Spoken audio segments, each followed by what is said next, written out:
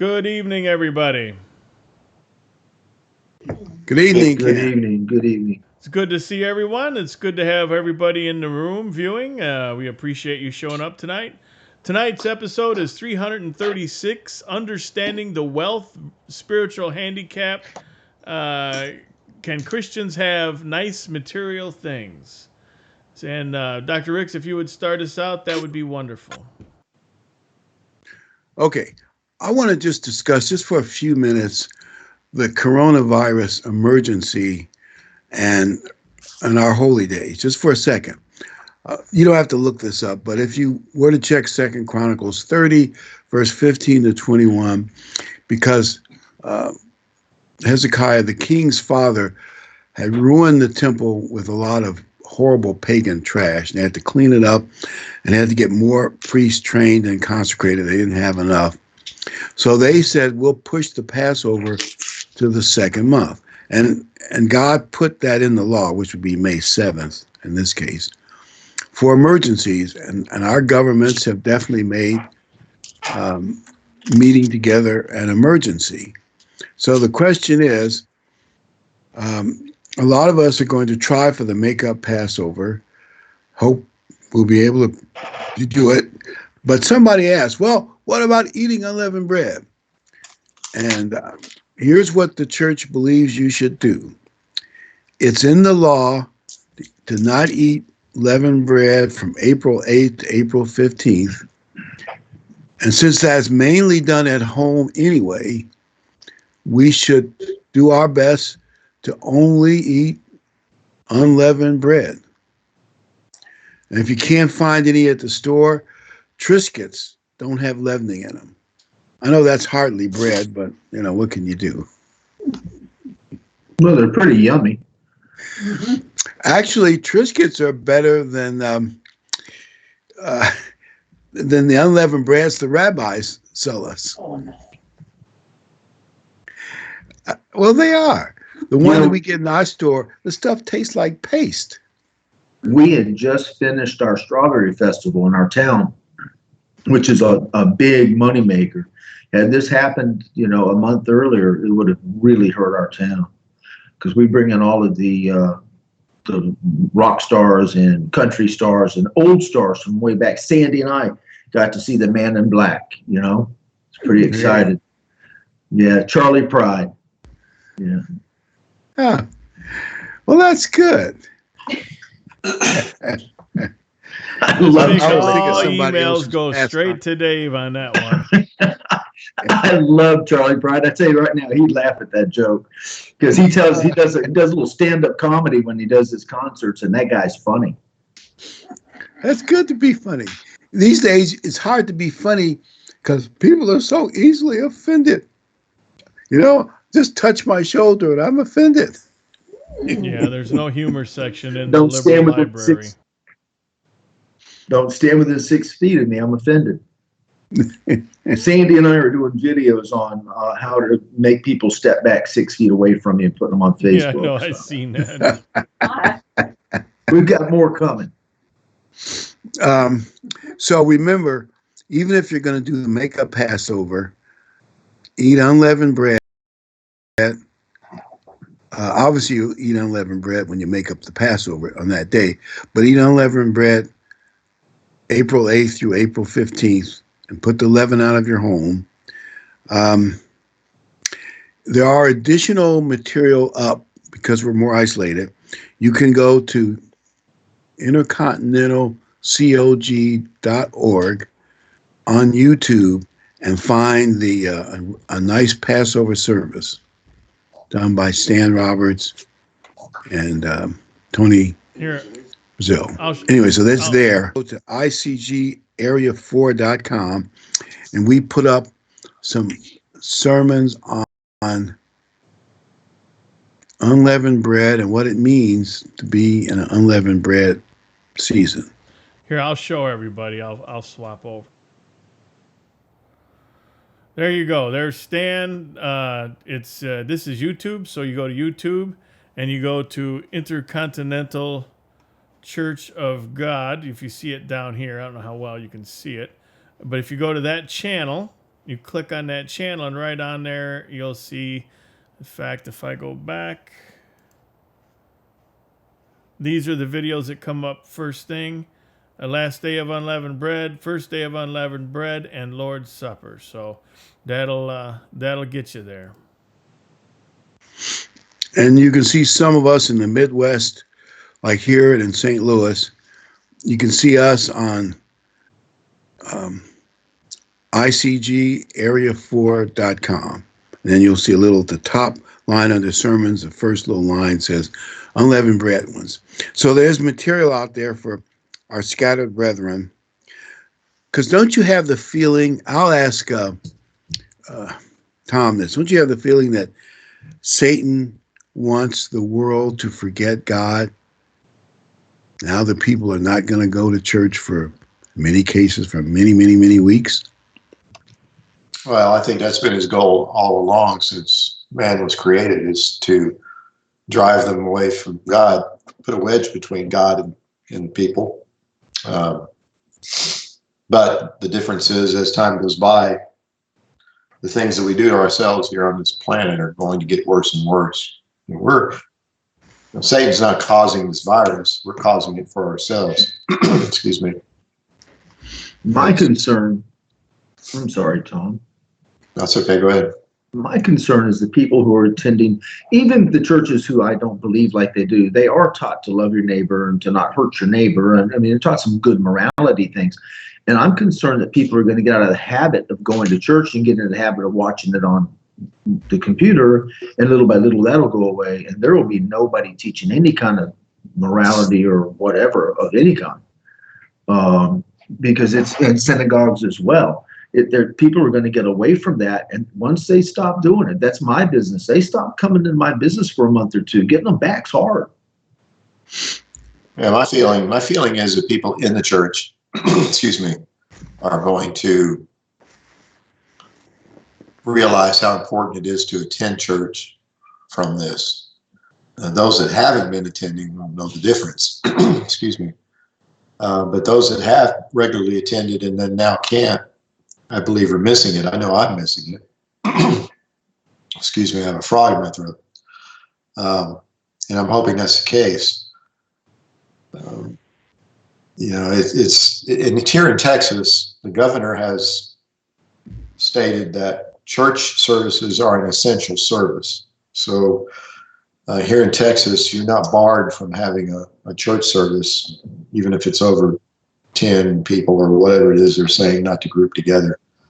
And I know it's not that way in every state, but I'm thankful that we're here in Texas. And I only wish that we could become our own nation again. DeSantis said church was an exception to the rule, but they arrested a guy last week, from what I understand, because apparently he didn't have it set up to where they were 6 feet apart. So they arrested the pastor. I have a little boy in my school. He's 11 years old, and he's the sweetest kid ever. And he asked me if I heard about that. I said, yes. He said, I'd be okay getting arrested for that. And I said, prison's a bad place. He says, is it really? I said, it's called prison for a reason. I said, but go in there for the righteous things and doing the right thing. I said, God will bless you for that. You know, I heard some people talking about what's the balanced thing to do. And they said, really, churches should try to follow the law because it is a health hazard thing. However, having police arrest a pastor, or especially arrest him right after church, you know, that doesn't look good with freedom of religion. It's like government. It would be better if the government would talk to him later and give him a warning later. But arresting them on site just looks bad. What it did, though, both things look bad. It set an example to his people, his congregation. He was arrested. I think it's going to help them rally behind him even more. So it's got as everything the liberals does, is quoting Ken, and it just makes me want to brush my teeth. But everything they claim has the exact opposite of what they claim.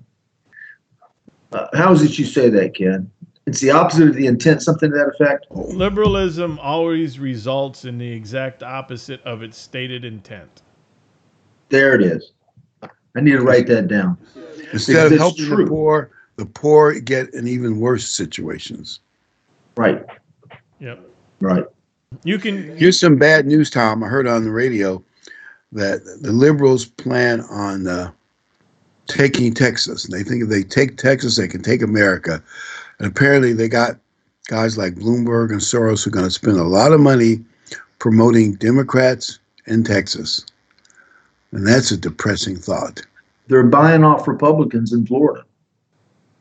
No. So I called, I can't think of his name.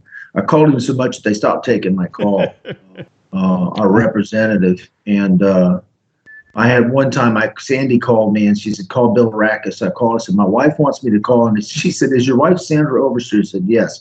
She said, would you tell her duly noted? Wow. So, yeah, I'm worried. I'm not concerned about the citizens of Texas. I'm worried about the illegals that are here that might help turn that over. And, they're bringing them into our town in green buses. I mean, daily. They get off the buses. I mean, what 6-foot rule? I mean, they get off the buses. There's tons of them, and they have credit cards or EBT cards or something, and they go straight into Walmart. Yeah, Texas. Oh, well. Well, you still got to worry about Austin. You still got that. Well, Austin's it's always been crazy. I mean, nobody cares.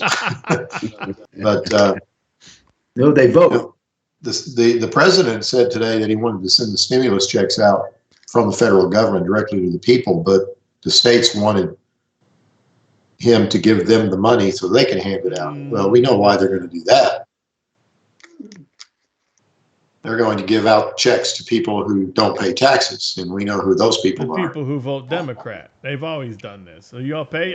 Well, they want to make sure the illegals get their checks so that they can be supported. Yep. Support the Democrats, I should say. Absolutely. Yeah, they plan on stealing elections. If they steal the election, we're going to have. Here's the deal, too. What bothers me is if they just start printing money, and we all remember World War II, not from being there, but from what we've studied, that they were bringing wheelbarrows of money to buy a loaf of bread. So if they print and print and print money, the economy is going to just tank. And then if they steal the election, we're going to have problems, man. It's going to be bad. You're talking about the Weimar Republic, right? Yes. I told people the other day, I'm not afraid of the virus. I'm a little bit more afraid of my country, and I'm a lot afraid of my neighbors because if food and those essentials run out, they start going to your house and looking for it. Yep. That's the big. one of the biggest takeaways, I think, is nothing's happened. I mean, in certain hot spots, we've got people dying. It's bad, and we need to avoid that. But in most areas, nothing's happened. But people are acting like it's the end of the planet. It's the end of the world, and they're hoarding food and they're doing this. And I hear they're stealing chickens and stuff around town to get their eggs. And this ain't just from nothing happening. Just the fear of something happening. You can't. People are losing it. It's a warning to us to when something really happens, what to look out for and what to be prepared for. I've got 3 doctors in my school. This is either the end of the world, and it's been nice knowing you, or this is the greatest hoax. I don't know, because I got one doctor won't bring her kids in. I got another one. He says, I'm afraid of it, but boy, I'm not going to sit at home and let it paralyze me. I got another one that says, it's just a bad flu. It's nothing. What'd you say? But he's not coming in. I'll tell you, part of the problem is the president is following along with the advice of physicians. And I've been in the medical field, and not as a doctor, but as a paramedic for 30 years. And I've worked around a lot of doctors. And I can tell you there is Other than attorneys, there probably is no other profession that has least humility in it than the medical profession. You tell a doctor that he's wrong, and boy, I'll tell you what, you're going to you're going to have what to pay. They will not stick their neck out unless they have absolute, positive, empirical proof that something is whatever. And that's what they're doing. These two physicians are getting up there with the president and saying, well, this is going to happen because they're trying to play safe. And they're not going to even allow themselves to express any kind of an opinion that's not supported by their modeling data, which some are saying is not really all that accurate to begin with. Yeah, just like the oh no, I can't think of it. The global warming curve data. It's the same concept. They plug these numbers into the computer and it give them what they want. And they've already downplayed the number from, what was it? How many million? A couple million down to a few thousand. That's a big difference. That's a big oops, but I don't see them walking that back heavily on the news. So this is not, and what your good point about the doctors, because they're only interested in the health part of this. They don't care if the country loses its economy. That's not their concern. They only have one concern: be right on the health thing. The rest of it's not their problem. I went to the store yesterday, and they had prefab these plastic. They screwed them in where you could reach under to put your credit card under it, and then the kid's reaching around to give you your change. And Sandy said they weren't there the day before. She'd been there the day before. So overnight they had these things put in there. I'm just not getting it. I don't know anybody who's sick. I had a friend of mine call me last week. I was going to go visit with him, and he said, don't come because he may have been exposed. I went over to the store, I don't know, yesterday, the day before, and he goes, hey, your buddy was just in here. I said, who? And he goes over, picks his card up, says, this guy. I said, you gotta be kidding me. He told me he thought he might have been exposed, and he's coming in the store over here. So I don't know. I don't know anybody. I asked my students, do you know anybody? But the one doctor told me it's not that it's mutating so fast, is that it's evolving, that it's grown kind of a shell so it lasts longer on surfaces and that thing. It's harder to destroy that way. I don't know. I'm sitting at home because they told me to. Every day is something new. Every day is something new. Dr. Ricks, I think you muted your microphone. Check your microphone. Okay. Yeah, he's muted. Nope, you're still muted. How's that sound? There we go. A lot better. Okay. Just for the sake of time, we'll just give you two quick groaners as we get started. You guys, can I really get into all this COVID-19 stuff? No, said Mr. Doofus. I want to enjoy COVID-18 first.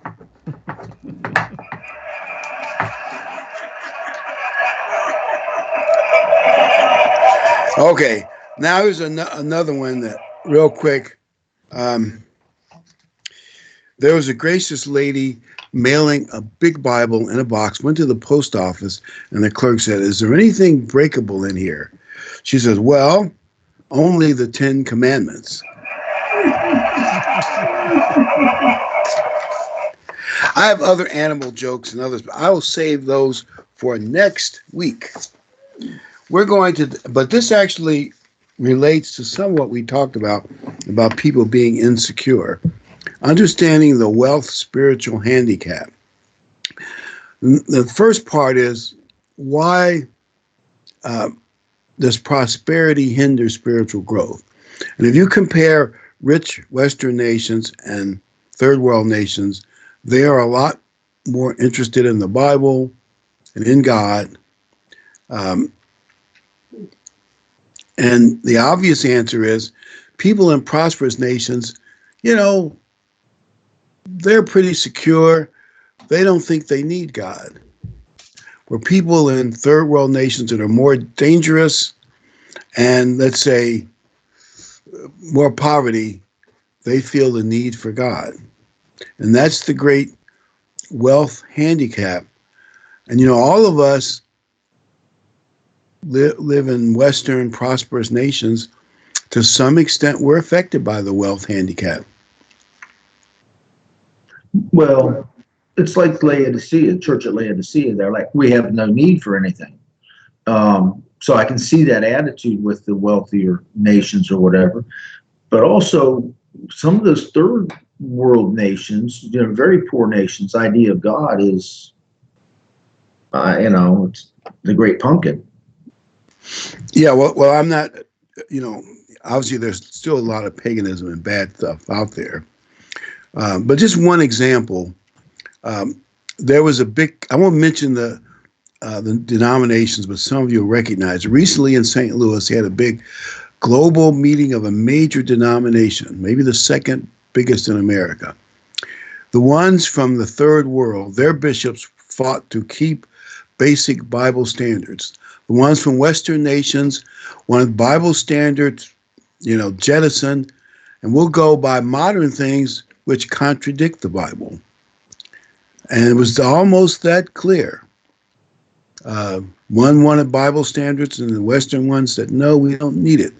They kind of ended in such a way that they can let the Western congregations cheat on the rules. They just barely couldn't get enough votes to get rid of the biblical standards. But they'll do that probably the next time. I saw a billboard a couple of years ago. I'm sure I've said it on the program, but it said, money does not corrupt a man, it exposes him. And I think we see that with lotto winners sometimes. They seem to be an okay guy going to work, and all of a sudden they've got $35 million, and their whole attitude changes. I've never had that kind of money, so I would hope it wouldn't change me. Hopefully I would do something good with it. But I don't think that there's an always here either, Oh yeah, there are people, some wealthy people actually, when you meet them, are nice. Believe it or not, I've seen a few. I didn't get to know them all that well, so maybe if I knew. You hit your microphone again. Dr. Ricks, you muted your mic. There you How's go. that? Okay. Let's go to Matthew 19, 20. The young man said to him, all these things I have kept from my youth. What do I still lack? Jesus said to him, if you want to be perfect, go sell what you have and give to the poor, and you will have treasure in heaven, and come follow me. But when the young man heard that saying, he went away sorrowful, for he had great possessions. And this young man gave up maybe a great opportunity to be close to Christ. But think about it, when you have so many possessions, you have a lot to lose. When you're dirt poor, you got nothing, not much to lose, at least by comparison. And that's why it's harder for wealthy people. Let's go to the next scripture. Then Jesus said to his disciples, assuredly I say that it is hard for a rich man to enter the kingdom of heaven. And again I say to you, it is easier for a camel to go through the eye of a needle than for a rich man to enter the kingdom of God. So the wealth handicap really is a real handicap. I want to mention the parable of the sower and the seeds. It's in several places in the New Testament. We're only going to quote one. But if you looked at all of them in general, some of the seeds find themselves in very worldly places where the cares of this world, which would include material things, choke out the growth of the seed. And we have to be careful about materialism and worrying about stuff choking out our enthusiasm for God. Let's go read Mark 4. We can talk about it.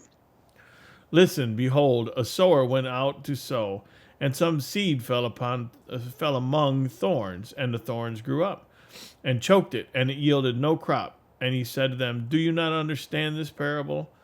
How then will you understand all the parables? The sower sows the word, and these are the ones by the wayside where the word is sown. When they hear, Satan comes immediately and takes away the word that was sown in their hearts.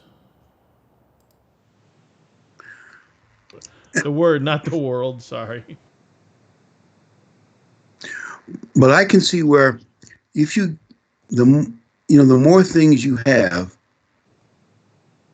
is it easy to see how they take up could take up too much of your attention, or you're worrying about getting it or not getting it, and you have not as much time for God. I'm agreeing with what I'm hearing, but I have another thought. When I'm thinking about a fella I know. He's married. He's got like 8 kids or 7 kids, and all he and his wife do is work. And I can see them having a difficult time to make time for a Bible study or for church and that kind of thing, because he's got so many kids in the house. I hadn't seen him in a month or so. I saw him today, and he said that one got like a little cold, and the other one got a cold, and the other one got a cold, and he got a cold, and his wife got a cold, and the other one got a cold, And he says it was like nobody got over it. It kind of mutated, and then that first one got it again.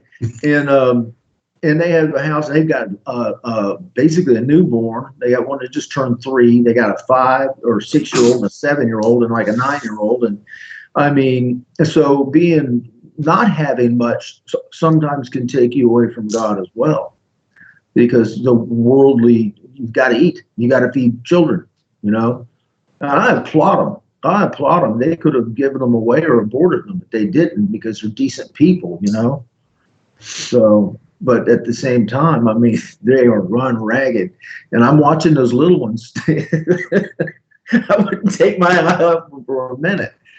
Well, if you have 2 or 3 children under the age of 5 at the same time, that is tough. That is tough. He's got a house full of them. The newborn, the 3-year-old, and all of them have personality and a lot of energy. If I could, they say raising girls when they're little is easier, but when they get bigger, it's harder. But I do think someday all those kids will be a blessing to them. I'm doing my best to help him. His little girl, she discovered a way of shoplifting, right? And she was actually really good at it. She was stealing the candy and getting her little brother's diaper, and then getting to the car, she'd get it out. And so he asked me to talk with her. I said, "Are you a thief?" And she said, I said, "Well, are you a liar?" And she said, "At this particular time, I don't know how to answer that." Now she's 5, and she's like the size of a 3-year-old. So he's got his hands full. Yeah, if I could make a comment about the parable real quick. It's interesting that all these categories of people didn't stick. The seed didn't stick, and then he makes the analogy of good ground. I believe that is an analogy to individuals, or certain individuals that the word enters into, and it will work in that individual. Whereas there are others who will hear it, and for some reason the makeup of their character or whatever it is doesn't allow that word to grow.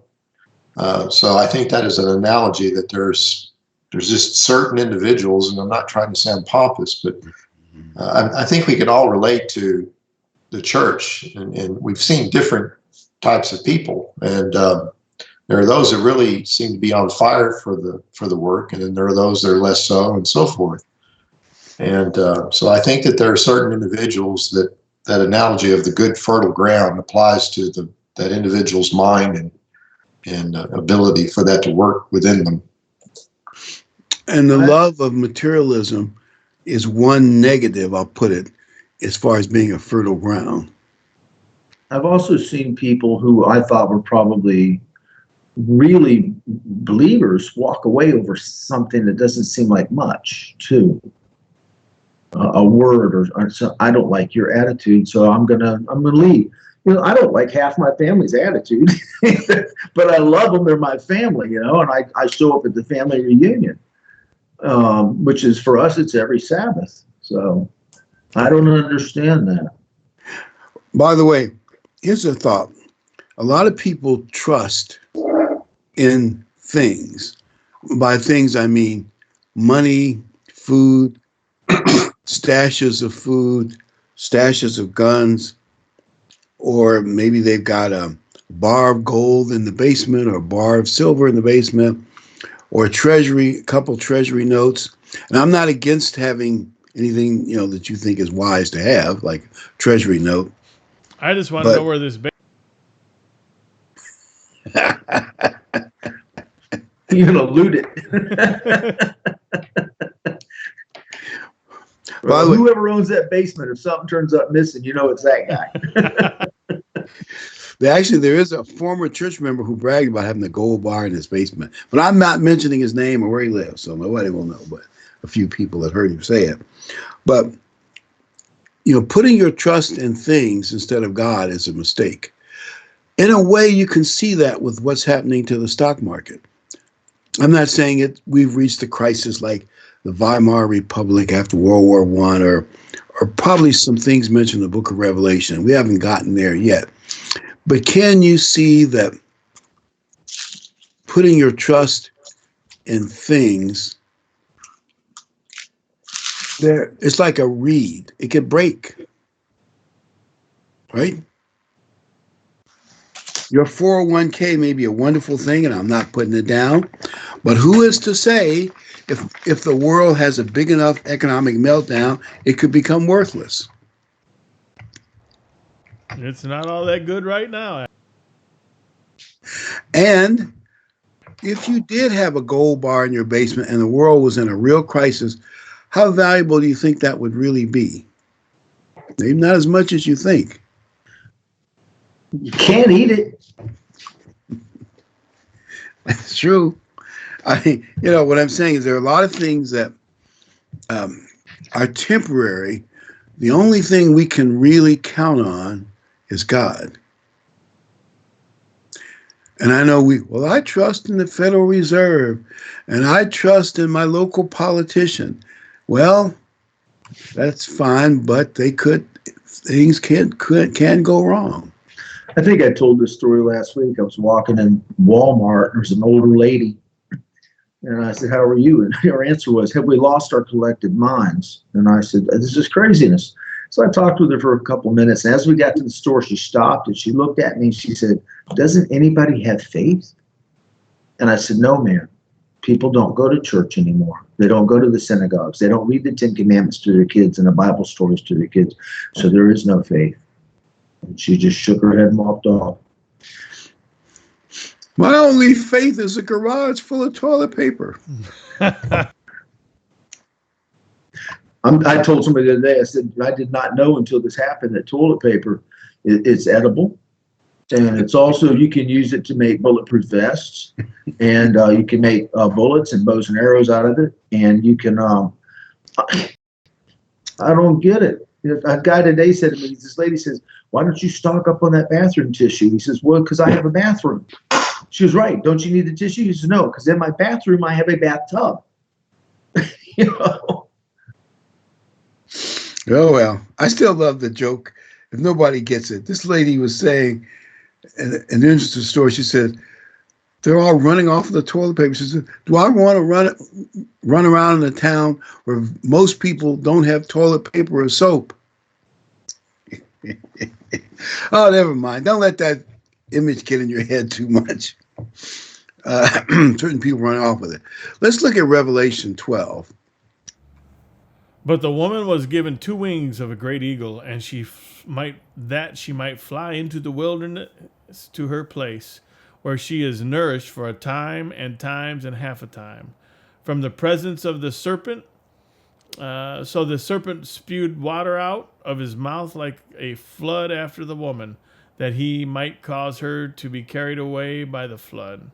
But the earth helped the woman, and the earth opened its mouth and swallowed up the flood which the dragon had spewed out of his mouth.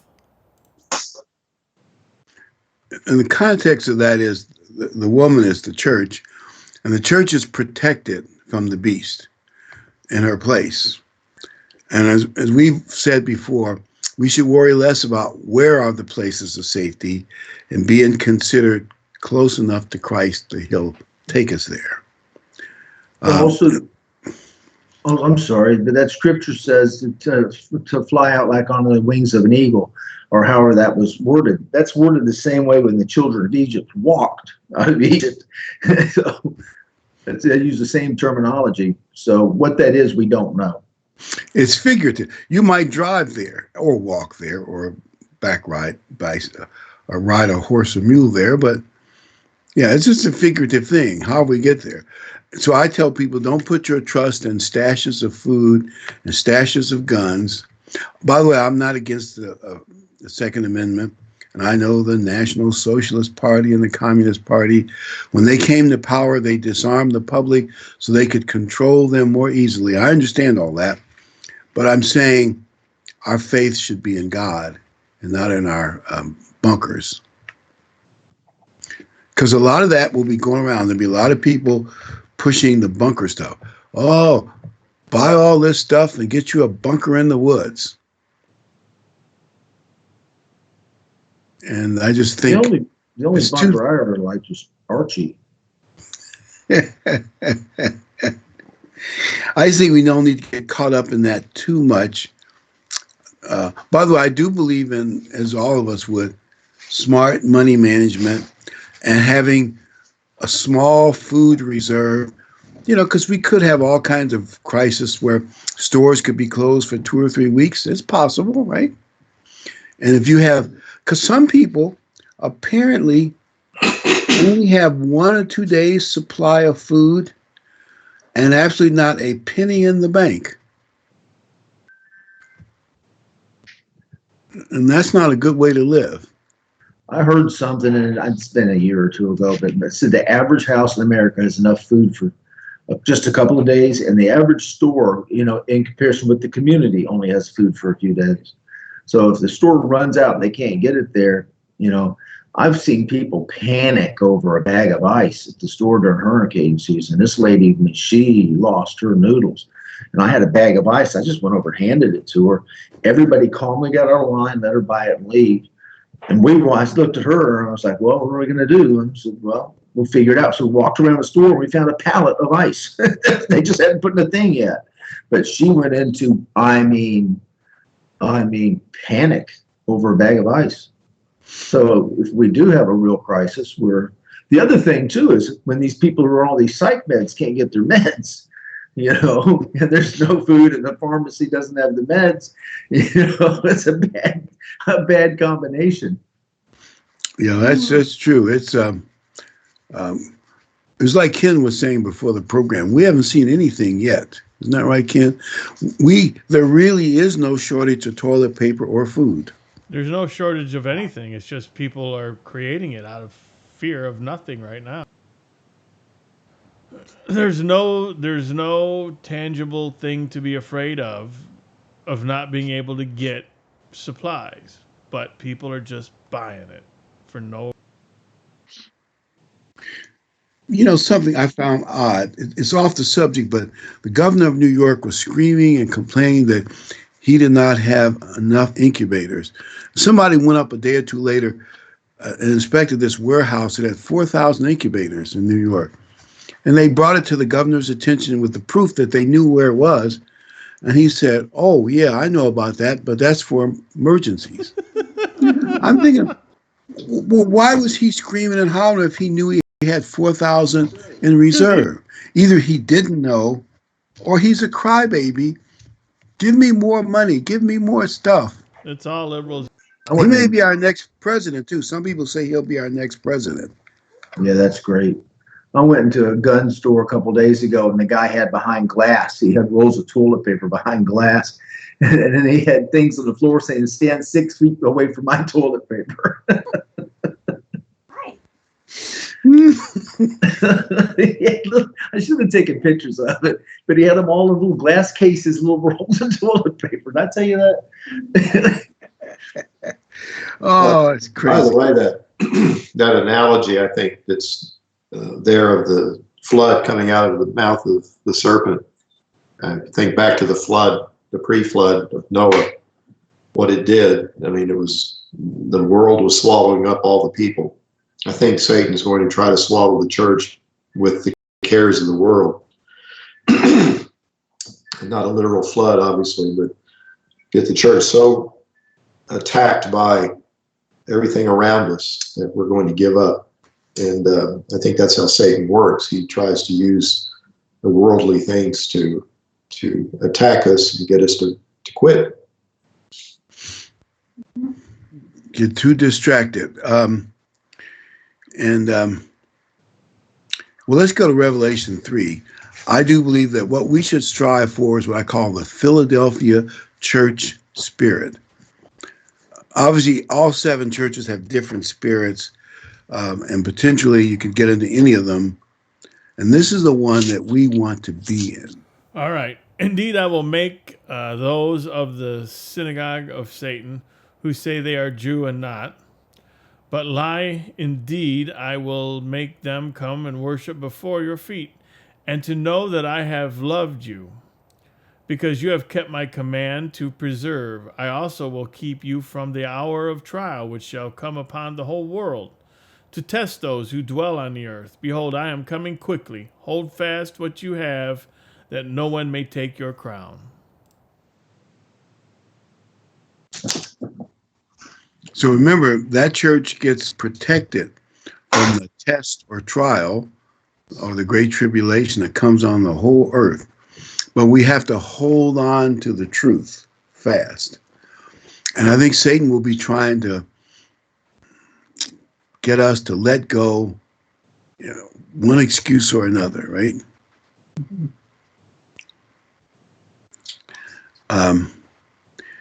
And the last thing I want to talk about, this is one that is maybe a little more debatable, but should Christians own nice, expensive things? One thing that I find interesting, when you go to a big grocery store, at least where we live, you see there are 2 different kinds of Amish. At least in St. Louis, there's some Orthodox Jewish groups and other groups, some Pentecostal groups, where the people dress in such a way that they look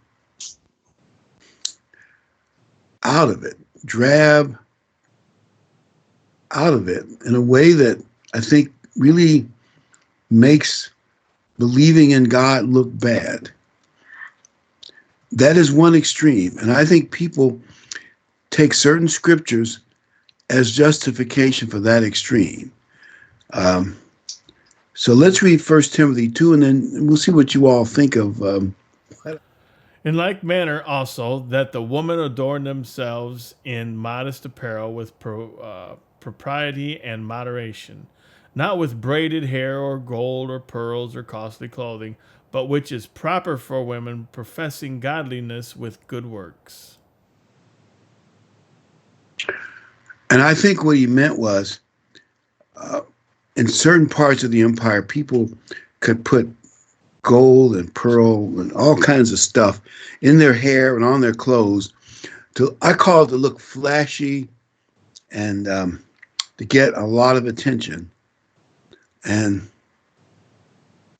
Paul was saying that's, propriety means it was just going overboard. Can you see that if Paul criticizes that, you could think the opposite extreme is good, right? You know, we were in a restaurant on the Sabbath, I don't know, a month ago after services. Sandy and I were starving, so we went in this little salad restaurant. And I saw people coming in, and they had on like prayer shawl, really obviously drawing attention to themselves. And I thought, I wonder who these people are. Are they one of those, what they call them, Messianic Jewish type things or something? Hasidic Jews? No, they were not. They were not. I actually recognized one of them, and I went up, and it was a friend of mine that was a member of Worldwide. And I went over and I said, hey, and I'm not going to say her name, Miss Smith. And she goes, oh, and she hugged me, and I hugged. She says, oh, I'm so good. I love you. And I said, oh, we love you too. The others sat looking at me, and could tell they didn't like, who is this walking up, because we just kept the Sabbath. And so I walked away and went back to my table. She got up and came over and hugged my wife. And I knew that she had joined this church that they really believe everything we do. I can't find any differences, but they're going to wear a kippah and they're going to wear prayer shawls and all these clothes. Somehow that, I don't know, I don't want attention drawn to me that much. I kind of like not being seen. So, is that, I don't know, is that kind of the same thing? I don't know. You should be able to look at someone who's a real Christian and other by their actions. You should not be able to tell them apart from any ordinary person on the street, because we wear what we are. And all of these garb and shawls and whatever they call this thing up here, those are all traditions created by men. Those are not created by God. He never intended for people to look different, peculiar in the sense of look. He wanted people to be peculiar in the way that they act and conduct themselves. There's some groups by doing that, you're drawing attention to yourself. You want to be seen being, I'm real holy here. Check me out. I got this special material. It's just same as the Catholics and the funny pointy hats and the stuff that they do. But it's all to be seen, be observed, and everybody needs to think you're real holy. And it's always, all that stuff is against God. Matter of fact, Christ criticized the Pharisees for apparently in their outer garment, phylactery, they wore all kinds of things so people knew that I am Holy Joe, a high-ranking Pharisee. Yeah, except for when they came to get Jesus, they had to pay somebody 30 pieces of silver to figure out which one he was. Mm-hmm. He wasn't the guy riding sideways on a donkey with long flowing hair holding a baby lamb. He was just another Jewish man who probably had callus on his hands from working and whatever. And it did say that he had a very nice robe, so they cast lots for his robe. So dressing nice is not the problem, I don't think. Yeah, it's well, there's another extreme. Let's go to 1 Peter 3. When they observe you when they observe your chaste conduct accompanied by fear, do not let your adornment be merely outward, arranging the hair, wearing gold, or putting on fine apparel. Rather, let it be the hidden person of the heart, with the incorruptible beauty of a gentle and quiet spirit, which is very precious in the sight of God. See, I think what Paul is saying is some of those Gentiles, coming out of the Gentile world, they wore clothes and styles to get too much attention. I've seen people with, I hope it's the right, fuchsia hair color and clothes that were just not proper. I'm trying not to say anything to shock anybody, but just weren't proper for people to be wearing the way they fit them. And this is a joke from a movie, but it makes a point. This lady who was looking this way and acting this way, she said, I want to go into the ladies' room and put on some more lipstick. The guy said, is it possible to get any more lipstick on? We were on this is a true story. We were on a cruise. We're down, I don't know, in the Caribbean somewhere. And there's a guy walking around dressed, a Latin American guy dressed in the Elvis outfit, all of this, everything. So I figured he must have been doing some show or something. So after a day or two, I noticed he's out everywhere he goes. He's in a different elk with the cape and the whole thing. So I just got up and walked over and I said, are you part of the program? And he looked at me in his best Elvis impersonation with a Spanish accent. And he said, I'm Elvis. And so we talked for a little bit, and he was very nice, and he's Elvis. And then before we were done talking, he told me his daughter is Britney Spears. I'm not kidding you, because when we got up in Jamaica, we went on a tour through all the little things, and the tour guides are looking at each other going, what is this guy? He's just like Elvis. You trying to say his elevator don't go all the way to the top? I think he went way past the top floor and fell off the building, but he was nice, but he was Elvis. Yeah. And I think Paul is saying you should be noticed for your character and not for your outward appearance that's so over the top that you're trying to impress people, showing off your clothes or your hair or your, well, whatever else you can show off. And just to mention this, I probably shouldn't bring this up, but he'll never see this program. I have a cousin. When he comes to, even in Thanksgiving, when it's a little cold outside, he's in the weightlifting and bodybuilding. When he comes to the thing, he always has this little thin little t-shirt on so you can see his shoulders and his biceps and his bulging. Well, anyway, he's showing off his muscles.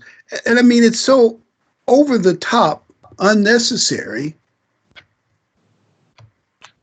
Yeah, I think what we're seeing described here in these scriptures with the plaiting of the hair and the gold and the pearls and all that is an extreme. At that time, not very many people had gold they could put in their hair or pearls. I mean, pearls were hard to come by. You couldn't just go down to the jewelry store necessarily and get them. And so I think he's using this as this example we're getting is of people who are really putting all their money and attention into how they look. It would be like if someone today who really couldn't afford it went to Neiman Marcus, bought the most expensive dress they could find and the most expensive necklace and so forth, and really dressed up and, to show off and go to church that way. Not because they had a pair of earrings or, a decent dress that they bought at, one of the less expensive places. I think what he's saying here to these people is don't try to show off, because that's not what it's about. It's not about how much you have and own. It's about what's in your heart. So I don't think he meant that we shouldn't look nice and wear a nice suit or a nice dress. Right? Just don't go, like you were saying, Dr. Ricks, don't go overboard. Don't go out and spend all your money on something you really can't afford just so you can look better than the next woman in church. I've got two things running through my head real fast here. One, I think that the Sanhedrin did that so everybody knew that they were the Sanhedrin. So when Christ in front of the court said, "You're of your father, Satan, the devil," and condemned them, he kind of exposed them, because probably a lot of people knew what they were doing. And the other part is I remember Herbert Armstrong said that when he decided to stop smoking, it wasn't because he knew it was a bad habit or anything. He said, "I'm doing this so that I can look cool. And I'm drawing attention to me and not to God." So I think that if we live our lives trying to draw attention to God, let the fruit of the Spirit be seen in us, that's a lot nicer looking than Neiman Marcus. Now, we don't want people to go to the other extreme. When you go to church, wear clean clothes and reasonably nice clothes and, what you can afford. You don't want to come. I've had a few examples of this, only a few. People came and they looked and smelled so bad. It was like, you wouldn't. I think they had some mental problems too that added to it. And I think there is something in our culture. I've been to a board meeting, a school board meeting, and several ladies came, and I really think they were wearing pajamas and slippers. And they were teenagers. They were fully grown adults, probably at least 35. And I'm thinking, what? Do you see, in other words, there's a certain propriety of dress that people need to maintain. At one time, we had decency laws. You go to the mall, you're going to see anything. Yeah. By the way, I'm not going to read these scriptures. I'll read it. We won't put them on the screen, but to prove that God is not against jewelry, Exodus 3:22. He had the Israelites get jewels from the Egyptians, so he's not against jewelry. Genesis 24:22, Ezekiel 16:11-13. You'll see God giving jewels to Israelites. So jewelry is not against the Bible. It's the audacious display of stuff. Let's look at Luke 15, the prodigal son, and we'll see how, and when you're celebrating, it's all right to wear some nice things when you're celebrating. All right, and he arose and came to his father, but when he was still a great way off, his father saw him, and I have sinned against heaven and in your sight, and I am no longer worthy to be called your son. But the father said to his servants, bring out the best robe and put it on him, and put a ring on his hand and sandals on his feet. So, celebrating the return of his son, you can use some jewelry and nice clothes. Now, the thing that we should shoot for is spiritual maturity when it comes to materialism. How can we handle material things maturely? Well, here's a thought. I think you talked about this a little bit already, David. You can be a poor man in a very materialistic society, and your desire to get what you can't have or can't afford consumes all your energy, and it's bad for you. It makes you unhappy.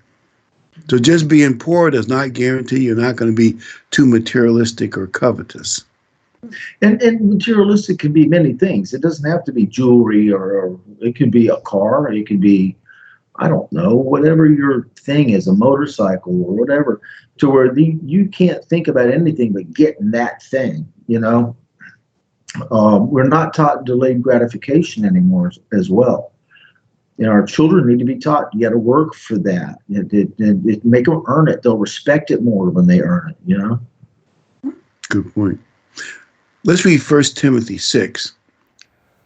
But those who desire to be rich fall into temptation and a snare, and into many foolish and harmful lusts, which drown men in destruction and perdition. For the love of money is a root of all kinds of evil, for which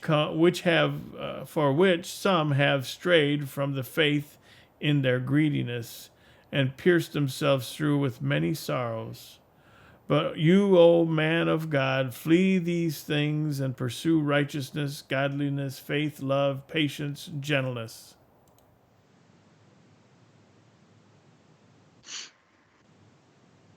So what are your thoughts, Ken? If that's all you seek and all that's in your heart, then you're a pretty cold person. I mean, if that consumes you, then what value do you bring to the people around? You know, Christ said earlier when we read that first scripture, he said, you know, a rich man can hardly enter into the kingdom of God. But then he ended that by saying, with God, all things are possible. And there's different things that people have said about that scripture. One is that in the resurrection, the person will be changed. But I also believe that God doesn't allow those in his church to necessarily strike it rich, because I think for some, he knows that it wouldn't be the best thing for them. But for others, though, there may be those that would be able to handle that wealth properly and use it for good. And there may be some like that in the church, and may some in the future. But I think for most of us, and I include myself, it would be a very strong temptation to have a lot of money to be able to do whatever you want to do with it. It might easily corrupt us. You know, I worked at Louis Vuitton, and I saw a wide variety of people come through there. The one guy sticks out to me. He was an old guy like me, and his wife was probably 23 and holding the baby. And he was sitting there, and the baby was fussy, and he was just looking at his feet holding this baby while she says, I want one of those, two of those, one of those, four of those, one of those, three of those.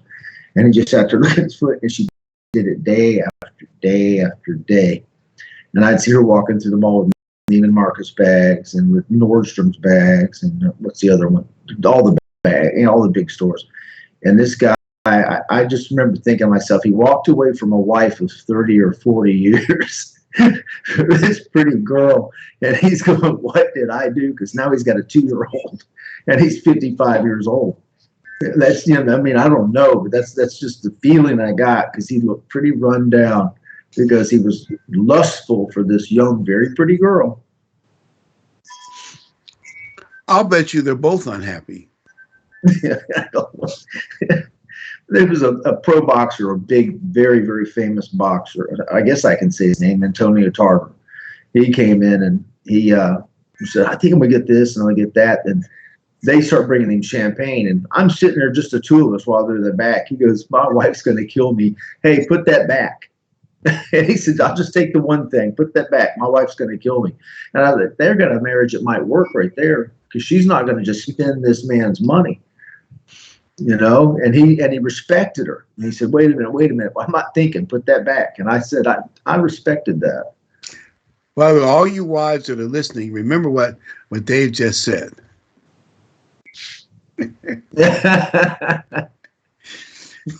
I am fortunate. My I'm wife sure is real that good about Sandy is listening, right? Yes, she is. And Natalie's listening. Oh, she's good about keeping me from spending.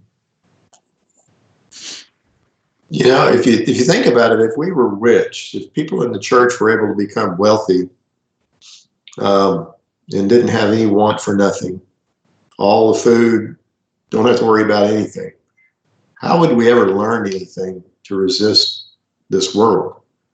Character and discipline it takes to deal with not having everything at your beck and call. I mean, I don't think that God wants that for his church. You know, there was this TV show about athletes who suddenly was a poor kid and signed a $8 million pro contract, and how the money destroyed their lives. It was interesting, and the pattern was similar. Handling a lot of money all at once is not as easy as we think it is. Our youngest son, because he played pro baseball, and so he knows a lot of these guys, and he was telling me about the different guys, the contracts they got. Some got $1 million sign-on bonus, and they bought a car, you know, and then they didn't get signed the next year, you know. And another guy, he said, gave him a big sign-on bonus, I guess it was several $1 million, and he says he's still got it. He bought a used truck, and he hangs out with the guys, and they come over and watch games together, and he's making millions of dollars. He says, and Mike goes, he can yell to him, you know, I don't know the guy's name, hey, John, make me a sandwich. And they do it as a joke, and he'll go make him a sandwich. Here, you know, throw him a sandwich. He's a regular guy. He says, but the other guy, and they keep signing this guy. The other guy, who was not as nice, he got signed and was really not nice, and then they didn't sign him again, and he's done. So, you know, I guess your character is your character, and it comes down to your upbringing and that kind of stuff, and I guess whether or not you're called. Just remember, money can destroy you, right? So be happy that we don't have too much money. Well, so can cyanide, so I try to avoid it. Let's go to Philippians 4. All right, not that I speak in regard to need, for I have learned in whatever state I am to be content. I know how to be abased, and I know how to abound. Everywhere in all things I have learned both to be full and to be hungry, both to abound and to suffer need. I can do all things through Christ who strengthens me.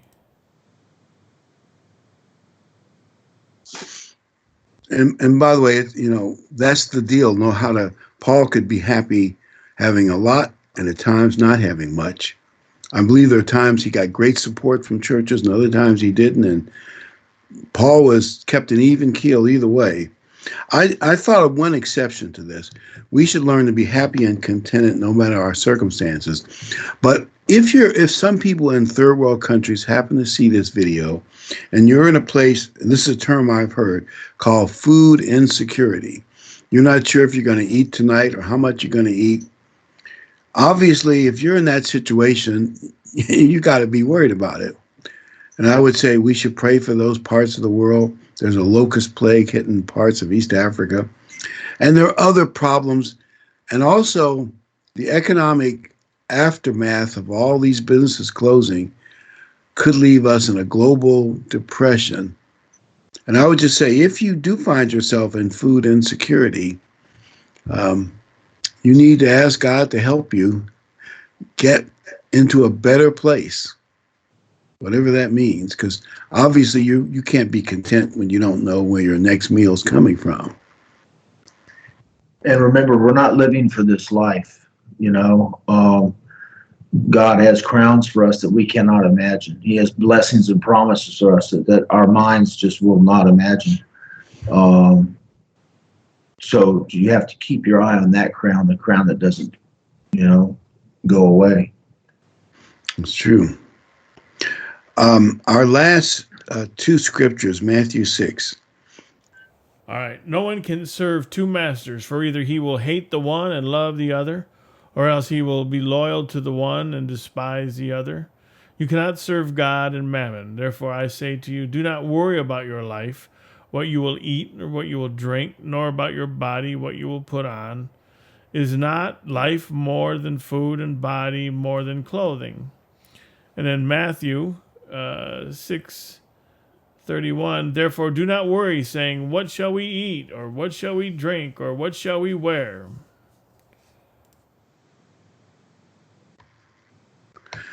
And I think a better translation of that would be anxious worrying or anxious thought. We don't need to have anxious thought about what we're going to eat and what we're going to worry. God will take care of us. I don't think planning is wrong. If you financially plan and all that and plan to get a better job, that's fine. But I think no matter what happens, we should remember God will take care of us. Or will we have enough toilet?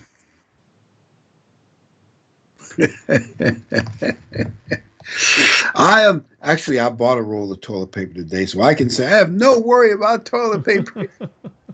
I still don't get it, but hey, it's.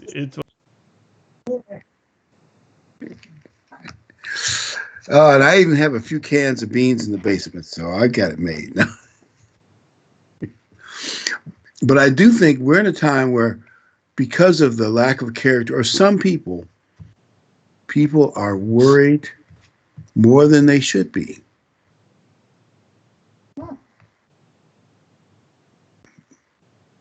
And we true believers should not be that way. By the way, the world as a whole right now has no food shortage. The shortages are mostly caused by political problems and supply chain problems. But actually, there is enough food being grown. Now, maybe it's not the best of food, but there's soybeans and wheat and corn. Actually, they were saying that there's going to be an excess of corn, probably because, they were turning corn into ethanol. Gasoline is so cheap now that the ethanol plants are closing up. They can't compete. Have to subsidize that. A friend told me that he was at a distillery. He was driving all these dirt roads and he saw a sign that said something Love or something Joy Distillery, because I had no idea this was back here. So he pulled up and they said, well, come on in, we'll show you around. Acres, and they grow all their rye and everything there. And they said, yeah, business has not been, because the restaurants were all closed. So now they're distilling alcohol for hand sanitizer. Yeah. But beer sales are the one that's like toilet paper. People are buying toilet paper and beer. Lots and lots of. I heard they're buying a lot of cannabis too. Oh yeah, everything's closed in Michigan except the dispensary. And the abortion clinics. Yeah, and the abortion. They need to keep the Dorito stores open too, because if they have all the dispensaries open, they gotta have. I did hear a little bit of good news, maybe. Remember we mentioned the oil crisis caused by Saudi Arabia's oil war to run the Russian oil industry out of business? Well, President Trump talked to them, and I assume there's political pressure he could apply to them, and the fact that it's gotten out of control. gasoline was like $20 a barrel and dropping.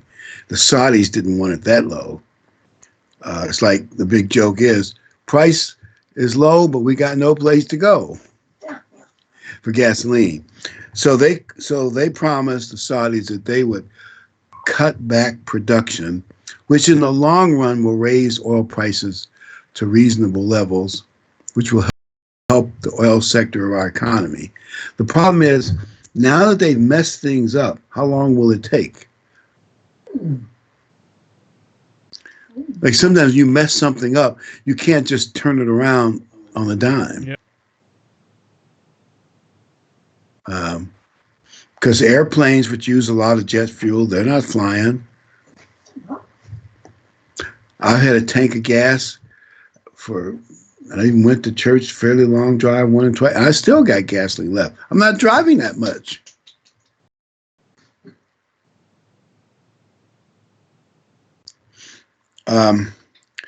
So prophetically, that is a good thing, I think. One of the things we want to talk about next week, our topic will be why and how to listen to prophets.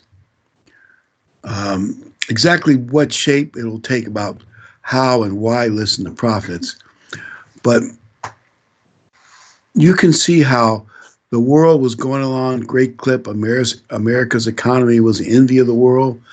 One crisis, things fall apart. Yeah, that's the most disturbing part of this is how fast we dropped off. It was like the stock market was up, unemployment was down. 2 or 3 weeks later, it was the exact opposite. Yep. Well, and the problem is it didn't have to happen. I mean, we don't really have my opinion, and I'm not an expert, but quite frankly, I don't believe we have a true major emergency like we could have. And so a lot of this has been excessive caution. They should have sequestered the areas where the hot spots were, asked people of a certain age group to stay inside because it doesn't affect the younger groups as much as it does the older people. And they could have taken some steps to quarantine and keep people isolated without closing down the entire economy. There's one country, I think it's Sweden, that's doing that. They're having people self-isolate themselves depending on various things, but they're not shutting down their economy. And there's some indication Sweden might come through this thing better than a lot of other countries and may not lose that many more people proportionately. I guess their population is pretty cooperative. If they say if you're sick or you've been traveling to wherever, self-isolate, and they probably will. They probably behave better than Americans at these grocery stores. I wouldn't bet money on that, but I wouldn't be surprised if they did. In Sweden, they don't probably have as much need for toilet paper. They have icicles. Oh,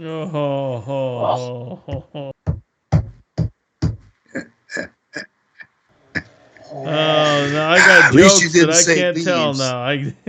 You put me in a. You know what though? I'm feeling better about me after that one. I really am. I'm usually the guy that just goes, "Why did I just say that?" And thank you so much, Tom, for taking a little off of me tonight. Me too. He's there for us. Yeah, he just stepped up to the plate right there and hit a home run. Yeah, I just made that up on the cuff. I mean, I thought that was pretty good. Good. It's definitely. Well, I do think we should be watching prophecy, how fast things can change, because that is one of the things that always amazed me is how fast the communist empire fell. For many years, it was let's say it was the terror of the planet, and they had China and Russia and a bunch of other countries, and they did all kinds of bad things for years. And I want to give Ronald Reagan his credit by standing up to them instead of doing what the media wanted him to do. And Star Wars defense, oh, don't do that. But regardless, Reagan stood up to them. But also, I think the thing collapsed under the weight of its own stupidity. I mean, economically. And once it collapsed, and they broke down the Berlin Wall, and their own soldiers would not fire on them, meaning the people who broke the wall in Berlin, the thing fell. In 7 weeks, the whole empire fell like dominoes. The only part of the empire that stood was China. And I've heard this from Chinese students, that the fighting in Beijing in I think it's 89 or 1990, was a lot greater than the Western press was allowed to see. Most Western reporters weren't allowed to roam around. And the early divisions, local divisions, wouldn't fire on the people. The Chinese government had to bring in divisions from soldiers from Western China who didn't like the city folks, and they crushed it. But they barely survived. I mean, the communists. And I'm not saying it's this simplistic, but they changed from communism as an economic model to their version of capitalism. I think the real thing is what you said, though, is how fast. I mean, 3-4 weeks ago, I'm going, hey, everything's great. I'm going to do this. I'm going to do that. I've got all these plans. They're done. They're done. Stay home. You know, it stopped in a day. He came and signed an order. I'm teaching classes. I'm having 50, 60 people come through my door a day, average class of, 20, 30 people. I'm teaching class with 2. I mean, that's fast. Yeah. In a day. And so, I mean, I've been recording on my phone and sending them videos of what to do at their houses, and I don't know how I'm gonna recoup this thing. And then Sandy set up a Zoom, which is like a Skype, where I can teach class in my backyard and get them to do it in their living rooms and watch me. And I know a guy over in St. Pete, he's got 300 students, not one showing up. Wow. Yeah, wow. He's teaching on Zoom, and paying a lot of extra money, because the more people watch, the more it's going to cost for him to do it or whatever in a day. Well, from a prophetic standpoint, like you were saying, Dave, things change so fast. So we might feel secure because we got a garage full of junk. And I mean, that's good that you have a garage full of stuff, but things could go bad fast. And your junk could be worthless. Yep. And Well, people don't buy silver, buy gold. Can't eat it. Can't eat paper either. Yeah. The one thing will probably happen from the government's thing, maybe America will come out of this okay. Let's pray for America. But probably inflation will have to come. The more you monetize, the more money you print, inflation will just inevitably, it'll come. I'm not saying inflation will be horrible, 5-6% inflation. We can live with it. But I can see things like a lot of things that you've been used to the price staying about the same for years and years, the price will start getting more expensive. And you'll be shocked. as long as it's not China-made junk, I'm.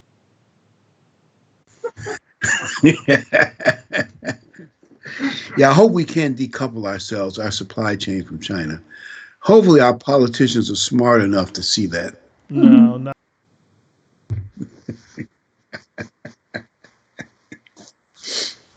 All right. If that's it, I'm going to say good night, everyone. Thank you for watching us, and we'll be here next week. Everyone, take it easy. Be safe out there, and until next Sabbath.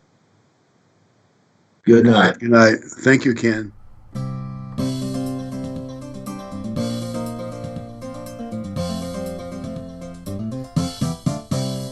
We're happy you could make it, so glad you are here, and hope that we've been able to make God's word more clear.